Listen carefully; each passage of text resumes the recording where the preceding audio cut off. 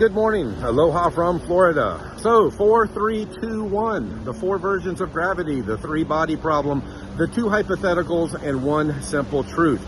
The 4 versions of gravity are this. The first one is the little g, and that is Newton and mass attracting mass. Never been proven, still just a theory. And then you have the big G, which is Einstein and the bending of space and time. They needed that because the little g didn't explain everything, so they had to do away with the ether and try to come up with more experiments and math magic and chalkboard calculations to try to confirm their belief system that the Earth is a spinning wet rock in outer space. But again, the big G, never been proven.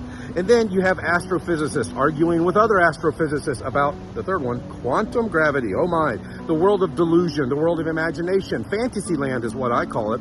And there's no such thing as quantum gravity. It's all nonsense. And then you have entropic gravity, which is gravity resulting from entropy. Oh my. All 4 of these versions of gravity are nothing more than math magic, so they can try to create or come up with a theory that matches their belief system. It's all nonsense. In the real world, the only thing we need is relative density and electrical forces. Now, the 3 body problem. What is that? It is an unsolvable problem, according to most scientists.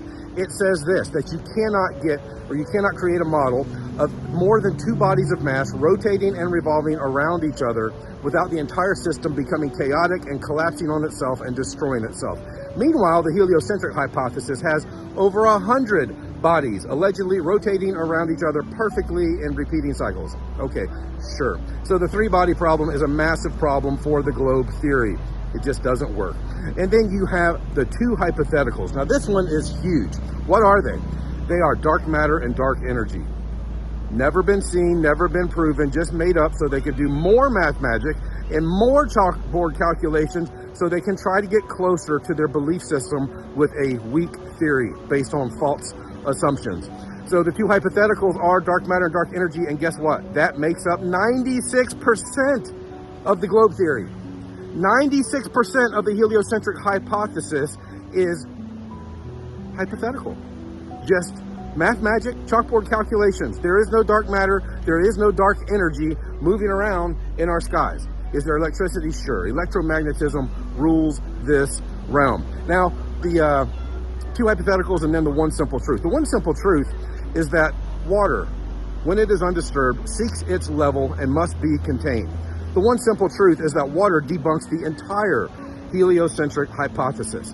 No one can prove that right there displays convexity on its surface, regardless of scale, regardless of altitude. No one can prove observable, measurable, repeatable convexity on the surface of any large body anywhere in reality, regardless of altitude. So that simple truth, water debunks the entire heliocentric hypothesis. Water makes the globe theory laughable.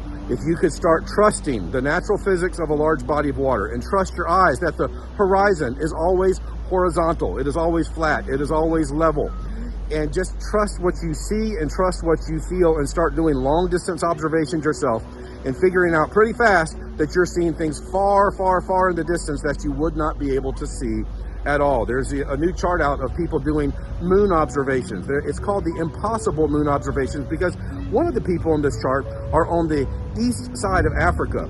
Someone else is on the west side of South America, and they're both observing the moon at the same time. Impossible if the Earth were a globe. You would have to be looking through the entire Earth to see the moon from the east coast of Africa to the west coast of South America. So everything only makes sense on flat Earth. Nothing makes sense on the globe. The globe is a belief system. The globe is BS. You can have your belief system, you can believe in whatever you want, but when you start looking into the heliocentric hypothesis and questioning it, it starts to fall apart right before your eyes. You start realizing quickly that it is nothing more than claims without evidence. Meanwhile, in the real world, our observable objective reality is always flat and stationary. Always has been, always will be. Have a great day. God bless. Tartaria was everywhere, and history as we know it has been completely fabricated. At first we thought maybe the Dark Ages were just unclear, but it turns out they were invented to push a lot of events further into the past. We realized that it wasn't just small parts of history that might be wrong, everything was made up. One fascinating thing is the architecture we find around the world. In almost every city you'll find ancient Gothic-style buildings with incredibly intricate designs. People look at them and say, oh, that's just how they built things back then, but some of these buildings are absolutely stunning. Think about it. If we lived in a feudal society where everyone was working just to survive, how would anyone have had the time, resources, or motivation to build something so elaborate and that worked the way they did? These buildings weren't just practical structures like free energy generators. They were artistic expressions. They were built to be functional and beautiful, to celebrate what was being created. But we don't build like that anymore. The complexity and beauty of these structures are clues that we didn't live in the same pay-to-survive system we're trapped in now. Tartaria was a global civilization, incredibly advanced and powered by free energy, likely based on etheric energy. It existed up until about 200 or 250 years ago. Estimates place its early origins around the mid-17th century, and its destruction came shortly after. They've been lying to you all along.